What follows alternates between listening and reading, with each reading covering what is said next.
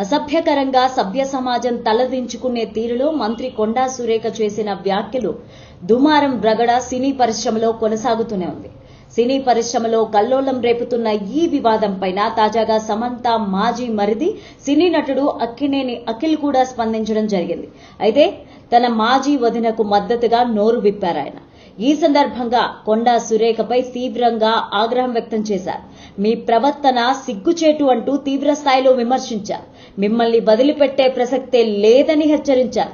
తన కుటుంబంపై తీవ్ర ఆరోపణలు చేసిన కొండా సురేఖపై ఎక్స్ వేదికగా అక్కినేని అఖిల్ స్పందించారు. కొండా సురేఖ చేసిన వ్యాఖ్యలు నిరాధారం, హాస్యాస్పదం, అసభ్యకరం, జుగుప్సాకరం అంటూ ఆమె సామాజిక విలువలు, సంక్షేమాన్ని మరిచిపోయారు అని చెప్పారు. ప్రజా ప్రతినిధిగా ఆమె ప్రవర్తన సిగ్గుచేటు, క్షమించరానిది అని అన్నారు. ఆమె వ్యాఖ్యలు మా కుటుంబ సభ్యుల గౌరవాన్ని కించపరిచాయి.